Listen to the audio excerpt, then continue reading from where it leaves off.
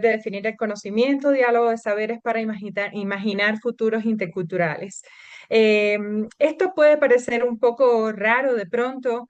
eh, Probablemente se dirán cómo es eso de que hay alguien que tiene un poder sobre el conocimiento y que puede definir el conocimiento. Sí, el conocimiento por lo general es visto como algo infalible, como algo que tenemos, que damos por sentado que es cierto, ¿no? Entonces, pero bueno, es una pregunta un poco provocadora con la que quise comenzar y sobre la cual quiero ahondar un poquitico acá. La idea sería, en principio, cuestionarnos ese principio que yo les decía y esa idea que a veces desde el sentido común tenemos, y es que el conocimiento es algo dado, sobre todo porque cuando hablamos de conocimiento en general, eh, partimos de la idea de que estamos hablando de ese conocimiento científico, de ese conocimiento que leemos en los libros de texto, que nos enseñan en la escuela. Eh, por tanto, lo damos, como yo les decía a ustedes, damos por sentado que es cierto, ¿no? Que es verdadero, que es infalible, que así es como tiene que ser.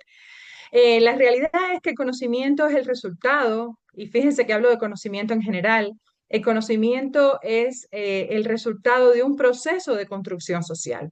O sea, hay mucho de la sociedad, hay mucho de los intereses de las personas que lo producen, sean científicos o no, dentro de ese conocimiento. O sea, hay mucha sociedad, muchos intereses, muchos valores metidos dentro del proceso de producción de conocimientos. Hay una participación amplia en ese proceso de construcción de conocimiento. Sin embargo, muchas veces nosotros somos quienes producimos conocimientos, que somos casi todos, somos inconscientes de que ese proceso existe y muchas veces ese proceso es invisibilizado y lo es. Ese proceso de invisibilización en muchas ocasiones es pues deliberado. O sea, hay interés en invisibilizar esos procesos de producción de conocimiento. Entonces, la idea es que si el conocimiento es producto de la sociedad en que se desarrolla, producto de los intereses, de los valores de esa sociedad y de quienes lo producen, entonces el conocimiento no es neutral. ¿Qué quiero decir con esto de que no es neutral? Entonces el conocimiento es un conocimiento situado, es un conocimiento que responde a la realidad donde se produce.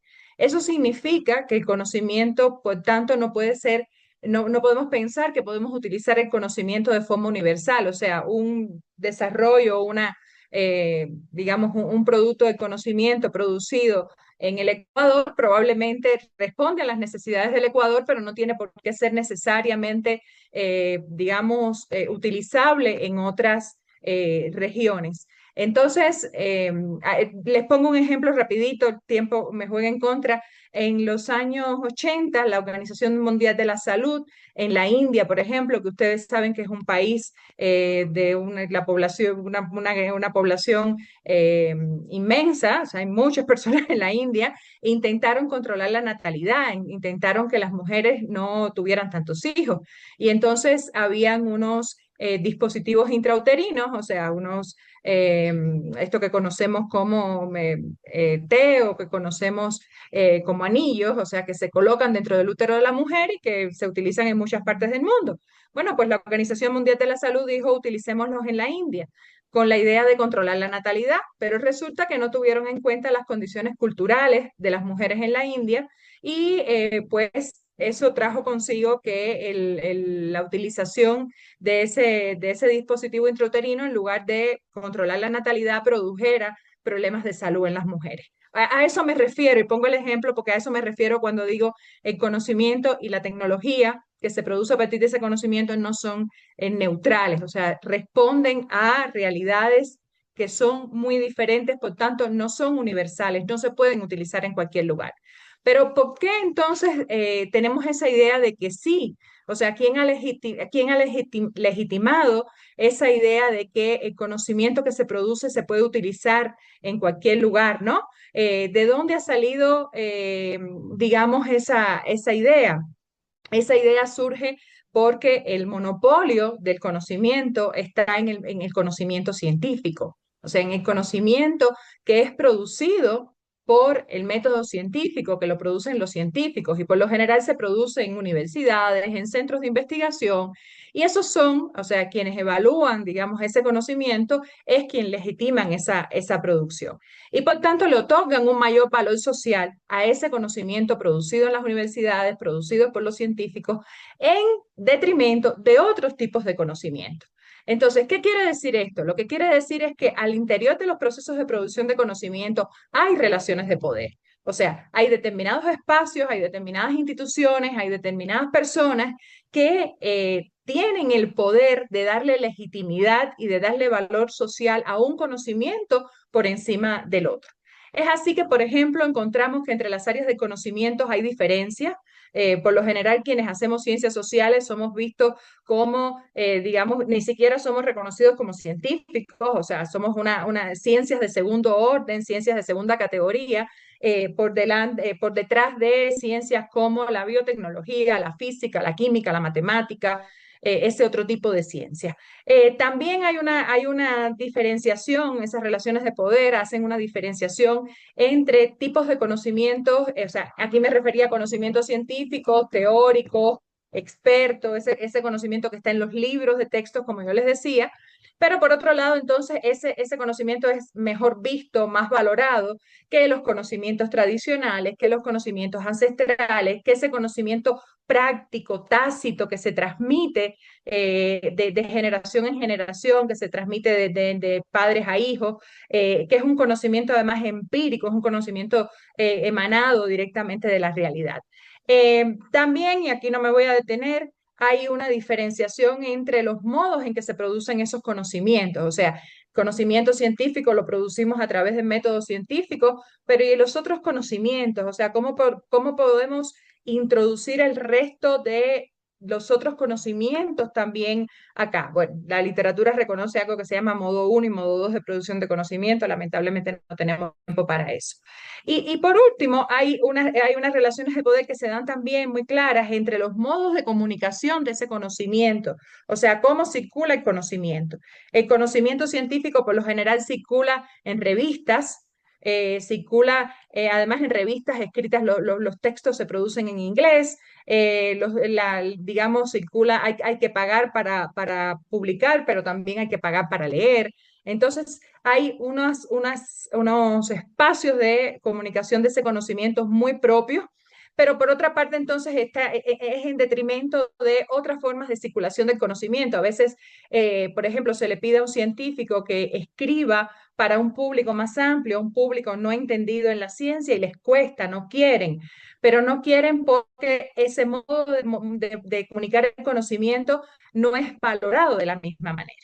Entonces, creo que ya estoy sobre los 8 minutos. Eh, a qué quisiéramos nosotros, qué deberíamos hacer para que eso no suceda, ¿no? Para que no hayan unos conocimientos que tienen o no hayan, digamos, espacios, instituciones que tienen el poder de legitimar unos conocimientos sobre otros. Porque el conocimiento que se produce en una universidad tiene más valor que el conocimiento que se produce en una comunidad.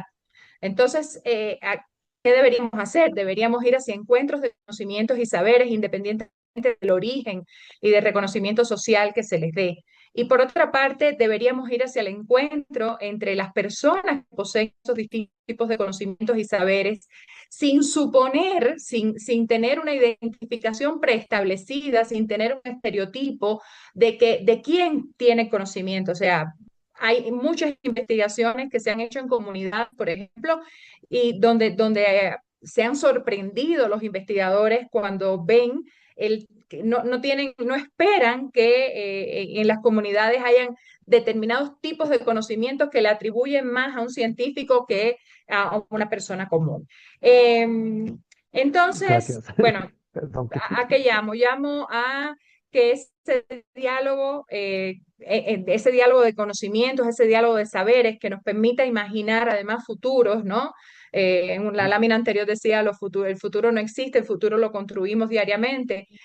Hacia ese futuro, que debe ser un futuro además que tenga el respeto hacia las diferentes culturas, o sea, que no haya tampoco haya una relación de poder entre las culturas, o sea, todas las culturas deberían tener las mismas oportunidades de expresarse, de ser reconocidas, de ser respetadas.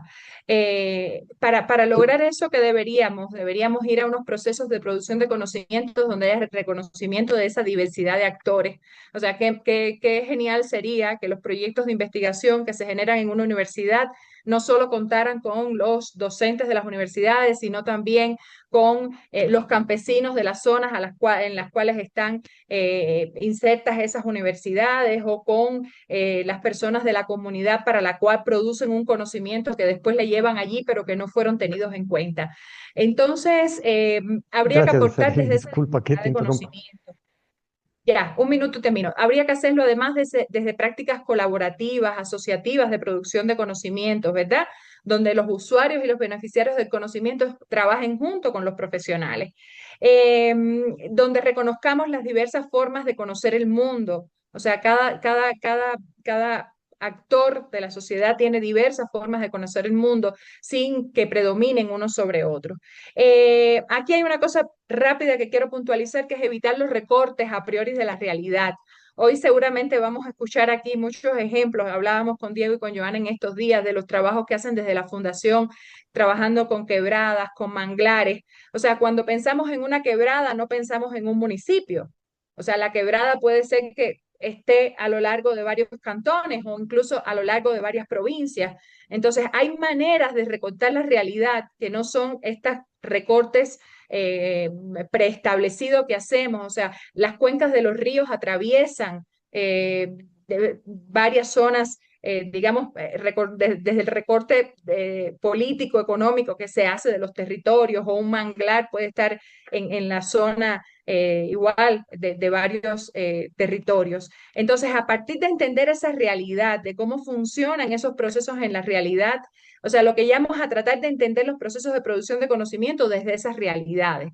No creer de antemano que porque es una comunidad solamente tiene conocimientos tradicionales, o porque es un científico solamente posee conocimientos científicos. Hay mucho más detrás de todo eso, y solo estudios que den cuenta de cómo se da esto en la realidad nos van a poder dar luces de cómo imaginar esos futuros interculturales.